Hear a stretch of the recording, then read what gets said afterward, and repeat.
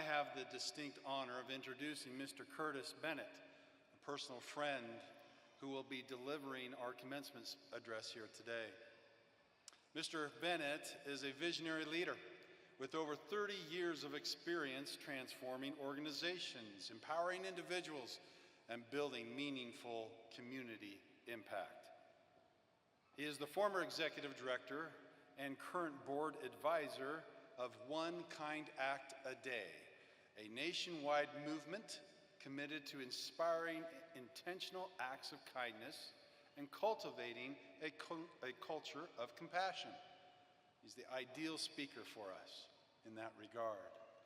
He has also dedicated much of his life to his mission-driven work, working with many nonprofit organizations such as Cause for Hope, Mentors International, and the Church of Jesus Christ of Latter-day Saints. Mr. Bennett believes deeply that kindness is not only teachable, it's essential. It can be practiced anywhere and must belong everywhere. Please join me, ladies and gentlemen, welcoming Mr. Curtis to the podium. And Mr. Bennett.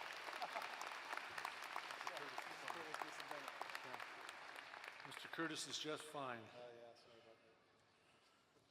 Let me echo first the sentiments of a little girl from Darlington, South Carolina. This is an extreme privilege.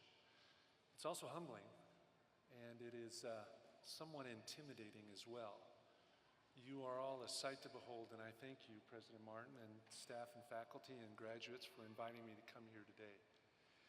As stated, my name is Curtis Bennett. I'm the former executive director of One Kind Act a Day, a national, even global movement to make kindness a daily habit.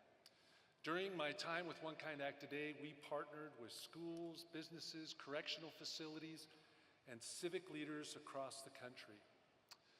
We believed kindness shouldn't be random.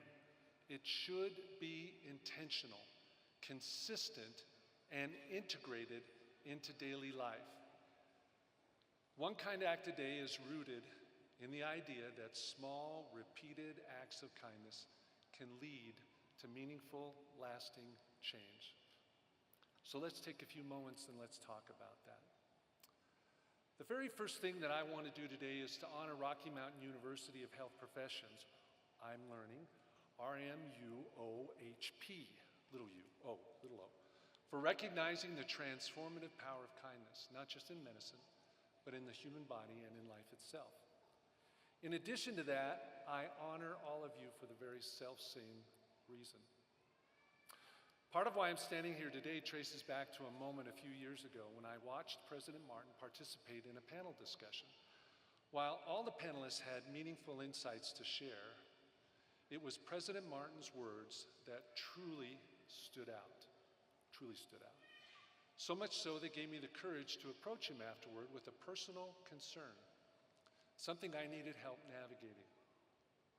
Without any hesitation, he responded with warmth, wisdom, and willingness to help.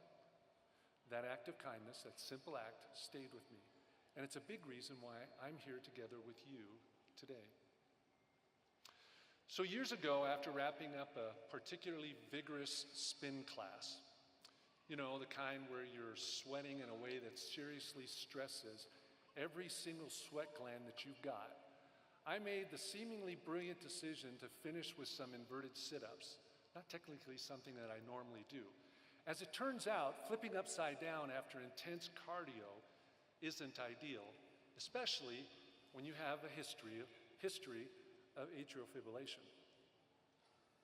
So sure enough, my old ticker went into AFib. But I've been there before, so I called my wife, Sherry, who's sitting right over there. Hi, Mom. Hi, Sherry. And I said, you know, Sherry, I'm just going to drive myself to the hospital. And she asked if she needed to come. And I said, no, I think I've got this. So I get to the hospital. My cardiologist happens to be there. And after confirming the AFib, he says very matter-of-factly, you know what we need to do. We need to cardiovert you back into normal sinus rhythm. I nod, he nods, His entourage nods, and then they all shuffle off like a very calm cardiac SWAT team to prep the gear. When they return, it's with the full setup, equipment, meds, and suddenly, very, very serious faces. My usually upbeat cardiologist now looks like somebody who's about to deliver a eulogy. He hands me a clipboard with a pen and starts in on what I can only assume was his Tony Award-winning performance of worst-case scenarios. Stroke, possibly with permanent side effects, cardiac arrest, dislodged clot, death. And while you're at it, you could end up even uglier and possibly dumber than you currently are. At that moment, it hit me. I was completely and utterly alone, surrounded by professionals who, with a surprising lack of emotional cushioning, just informed me that this might actually be the very end. And I said to myself, I thought to myself, where's my wife? I need my wife here. Now here's a moment I'll never forget. A nurse standing to my right must have picked up on the fear I hadn't voiced. She reached out, gently took my hand, and gave it a little squeeze. When I looked at her, she smiled and she calmed me. Not with words, not with promises, just with presence. And that small act, that simple kindness, made all the difference in the world. One important lesson for today could be, it is the seemingly insignificant kindness that makes significant impact. I want to repeat that. The seemingly insignificant oftentimes makes the biggest impact. Each of us can look back and recall a moment of kindness that meant the world to us. Yet to the person who offered it, it may have seemed small or insignificant. As an organization and in our kindness journey, we found powerful and impactful ways that kindness transforms, heals, motivates, and even saves lives. Now, if I go to the doctor and get diagnosed with high blood pressure, I know exactly what's going to happen. I know exactly what's coming. The doctor will lean back, sigh like it's my fault personally, and then proceed with a list of the usual suspects.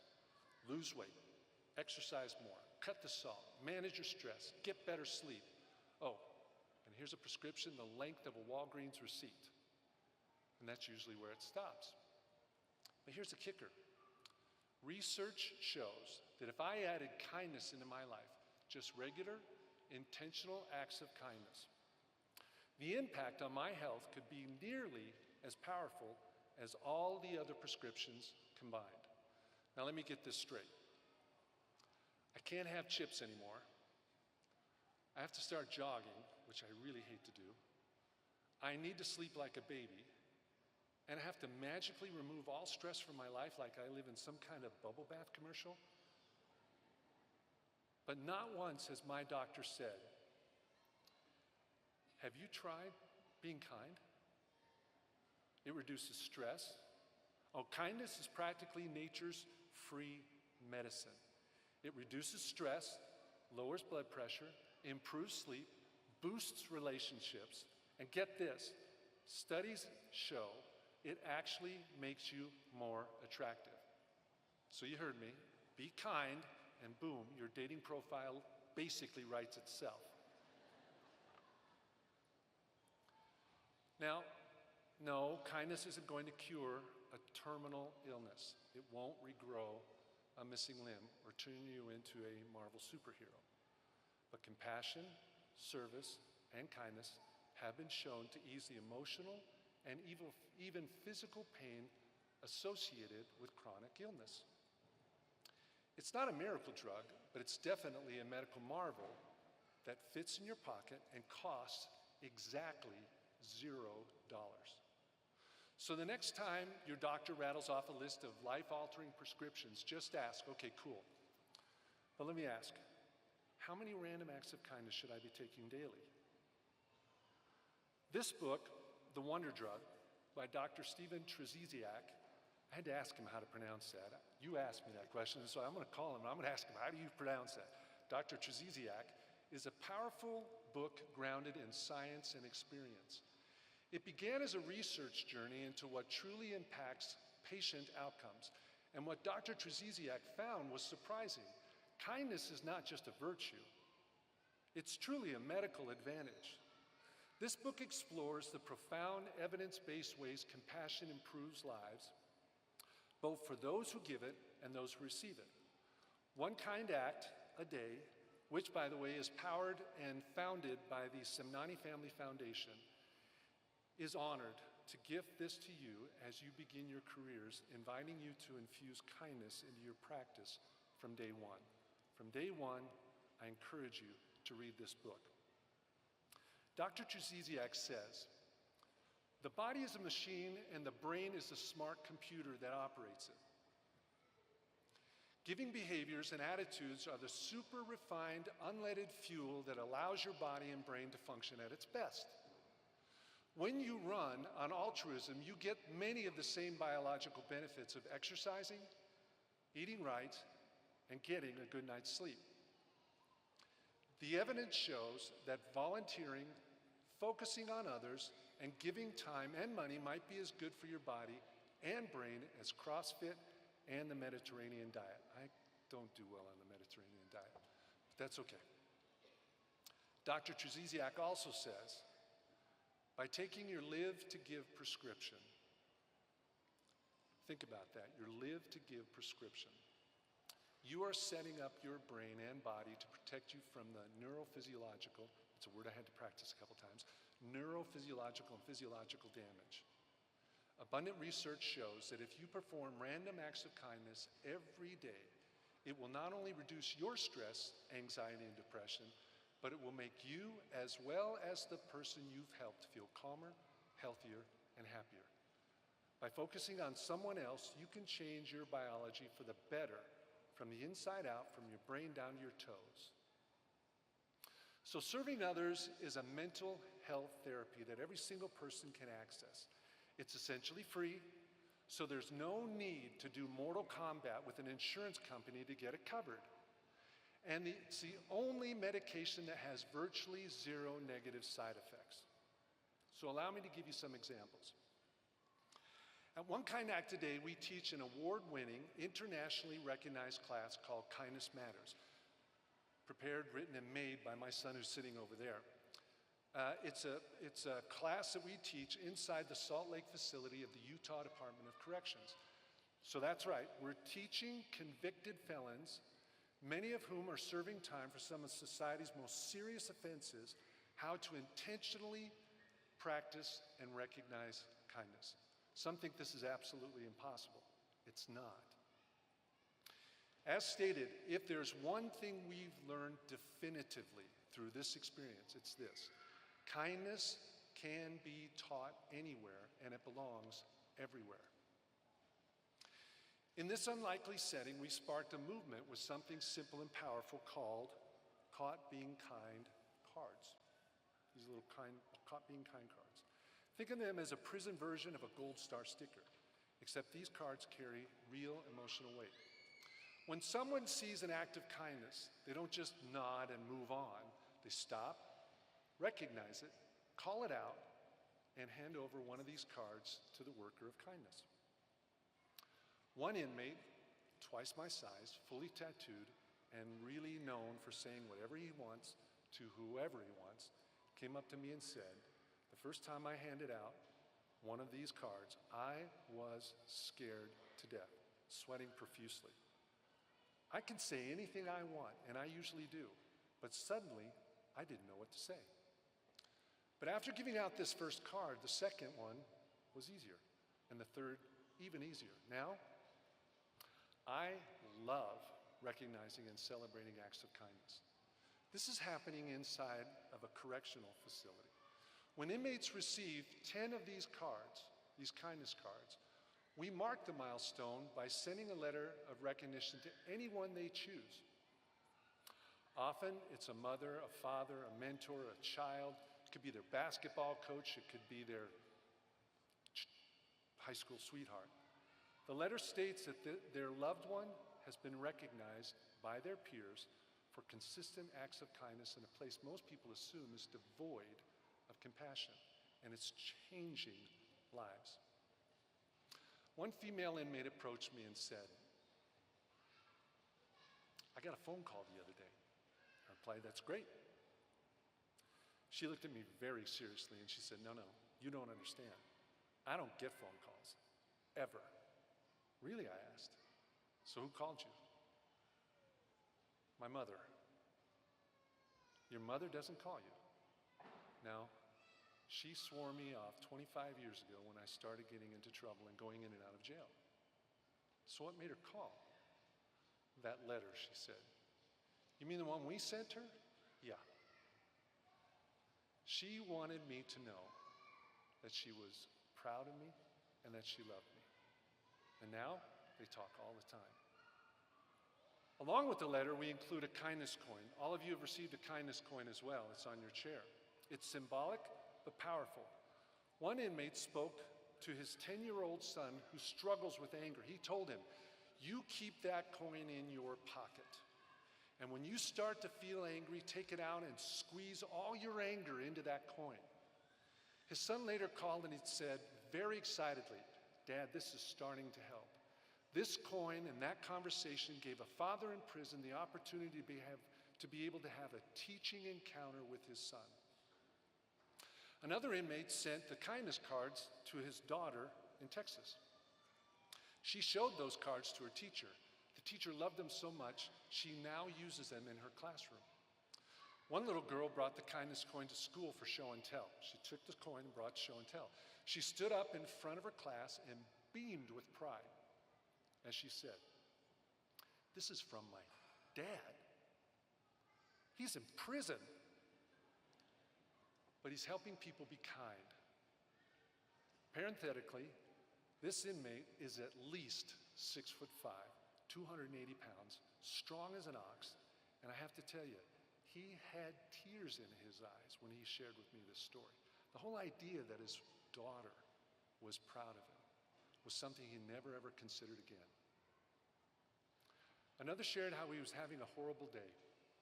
He lost his job in the prison, received bad news from home, and was stressed out of his mind. His cellmate could see he was struggling mightily, so he asked if he wanted to say a prayer together, and so they did. Later, he recognized how that prayer and his cellie calmed him, and then he later gave him a kindness card. He was telling this story in our class and said his cellie got really emotional when he handed him the card. The cellmate was sitting right next to him, and he said emphatically, "No, I didn't," trying to be really tough. But the inmate looked right at him and said, "Yes, you did." And then the cellmate looked down and admitted he was right and said, "I started to cry like a baby, actually." This isn't just about changing prison culture. It's radiating and extending far from there. It's about healing. It's about families, building bridges, and restoring dignity. One mother was so proud she called everyone in her neighborhood. And I could tell you 1,000 stories and then 1,000 more. You cannot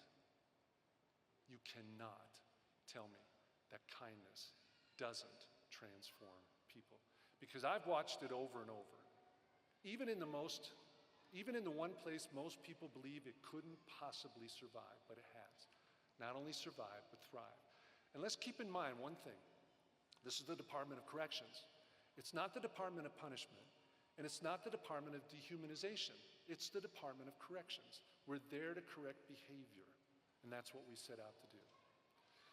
So this is me. I just got a haircut, I think, as a dumb kid in Mesa, Arizona. Mesa, not Darlington. My parents, I was about 15 years old. My parents divorced when I was a young boy, 5 years old. Mom was actually a nurse. Nevertheless, we struggled mightily with the challenges of life. Our father, when he left, he was gone, never to be seen again, and over 20 plus years, I can count on one hand the times he fulfilled his financial obligations with his family. We grew up on welfare and lived in multiple homes. Now, this is not a sob story, it's just my story, and I love my story. Why? Because I am the product of the kindnesses of so many people who looked beyond that dumb kid. They let me play with their kids, brought me into their homes, let me eat at their tables, praised me when I was good, and corrected me when I needed it, which was a lot. I felt a lot of pats on my back and many boots on my backside. This is a picture of me the day after my 16th birthday. I'm standing next to our burned out car the day after I got my driver's license. I didn't do it. Someone the night before had gone on an arsonist's tear and lit 4 to 5 cars on fire, and we were one of the lucky ones. We had no insurance and no way to replace that car. So 16 years old, a 1-day-old license, and no car. You can imagine how traumatic my life must have felt at that time. So this is Dr. Eugene J. Swenson and his wonderful, amazing, marvelous, fantastic wife, Lviv. This is their 50th anniversary picture. These two are my heroes. They seemingly had everything. They had a beautiful home. They had a beautiful family. Everyone my age was in love with their daughter. He was a highly successful and respected surgeon. He was a great athlete. I remember being challenged by him to play racquetball, and he told me he'd even play me left-handed. Then he skunked me 11-0, and then he admitted he was left-handed. The day after the fire, Doc Swenson asked me to come by his home. He showed me his brand new Chevy Capri Classic, a Chevy Camaro, and his pride and joy, a Triumph TR6. I still to this day love that car. It's long gone. He said, "I'll make you a deal. If you mow my lawns here at the house and at the apartments just down the road, I will let you drive any of those cars anytime you need to or want to if they're available." Now I'm 16. I'm a 1-day-old legal driver, and he has just offered me use of his cars, and all I have to do is mow lawns? Deal. But here's the miracle. Something woke up in me that day because of that kindness. A great sense of gratitude, a great sense of responsibility, a great sense of motivation, a desire to work hard, and a desire to carefully respect his offer. Even more than all that was a great sense that a great man like Dr. Swenson saw me. He looked past the dumb kid and extended a kindness that was transformational. His wife was even kinder to me over the years. I have too many stories to tell, and such a powerful impact. I was privileged and honored to speak at both of their funerals. I love those two dearly for the transformational effect that they had in my life. I asked the author of The Wonder Drug, Stephen Trzeciak, to give me a quote just for this group. Now I'll take the final word, but this is what he said. "In a world that often seems divided, transactional, and impatient, let your compassion be a quiet act of rebellion, a powerful force for good, a statement of who you are and what you stand for." Now let that sink in for a second. A quiet act of rebellion, a statement of who you are. So, you are all entering the medical field, a place where your knowledge will matter deeply, but so will your kindness. Because your kindness can inspire, it can heal, it can lift, strengthen, and bring peace in moments that are often anything but peaceful. If we can teach kindness in a prison among individuals many have written off or dehumanized, then you can bring it to a patient in their scariest, most vulnerable moments. And the truth is, you don't need a white coat or a medical degree to be a force for healing. Every single person, every single one of you, here today, no matter your field, no matter your life, no matter your title, has the power to inspire, to heal, to lift, to strengthen, and to bring peace into a world that's desperate, even starving for it. All of us can do this, one kind act a day. People sometimes ask us, do you really, really think you're going to change the world? And the answer is yes. Well, maybe all I did today was change Lala's world, or Michelle's world, or Rachel's world, or Shannon's world, or Jake's world. And that's a start I'm willing to work for every single day of my life. Thank you very much for the privilege of being here.